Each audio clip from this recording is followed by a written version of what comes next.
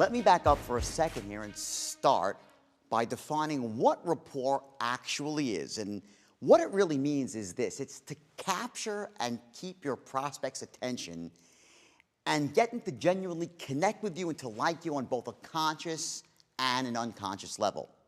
Now, from the behavioral aspect here, what rapport is, it's how to use a combination of your words, your tonality, and your actual physiology, meaning how you move your body, to create a sense of alignment with another human being. Either you get into rapport with someone and have the ability to influence them, connect, or you are not in rapport and it's virtually impossible to influence them.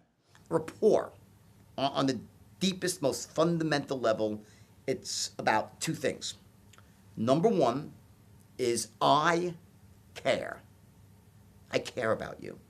I'm not here to just make a commission and rip your eyeballs out. I actually care about you. If someone thinks that you care, whether you do or not, they think you care, it goes a long way to getting into rapport.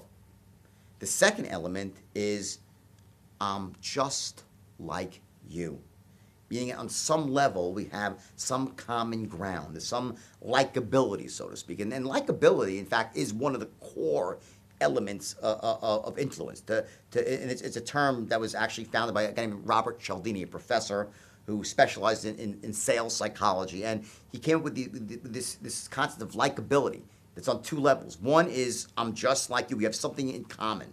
And as human beings, we will associate based on commonalities. We don't associate based on our differences. Like if I was going to go join a club, just imagine if you and I were married, Victoria, right? And I came home and said, hey, honey, I just joined this amazing club. There's not a person there like me. I'm a Republican. They're Democrats. They're all dentists. I'm a construction worker, okay? They hate playing golf. I love golf. I joined. You'd say, what's wrong with you? I have nothing in common with them. But if I said to you, hey, Vic, just got a great club. They're all Democrats. They all love to do outdoor work. They all love playing golf. They all have the same religious beliefs. I join. You say, oh, well, you say, well, how much did it cost? But you might say to me, oh, go. At least it makes sense to you. Yeah. We associate, we connect based on similarities. So this idea of getting into rapport is partially about likability, finding common ground. Remember what I said earlier on? I said in the introduction, I said that on some level here, that all things being equal, people will do business with someone they like versus someone they don't like.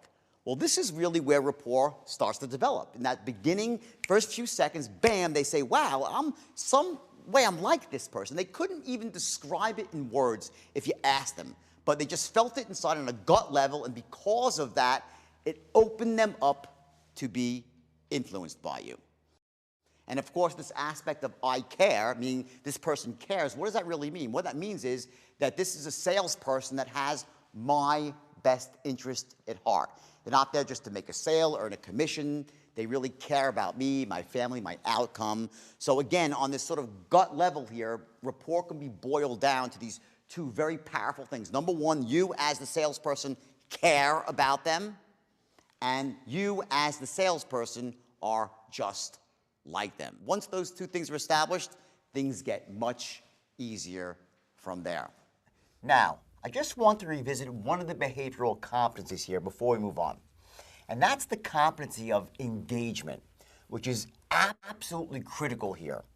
What I mean by engagement is first, that you make sure that you've captured your prospect's attention and interest, that they're almost hanging on your every word as opposed to listening with one ear. And then second, to continue to hold that interest and attention so you have the opportunity to build more and more certainty in your prospect as you move them down the straight line from the open to the close. See, if you're able to capture someone's attention in those 3 or 4 seconds flat, but you can't hold on to it throughout the entire process, then you'll end up falling out of rapport with them and most likely put them to sleep. Either way, you're dead in the water if that happens, and you simply won't be able to close the deal, no matter how great your product or your offer might be. In essence, to have strong engagement, you need to make sure that you're almost the most memorable, the most compelling force in the room, as opposed to someone that just blends in, which will simply not get the job done.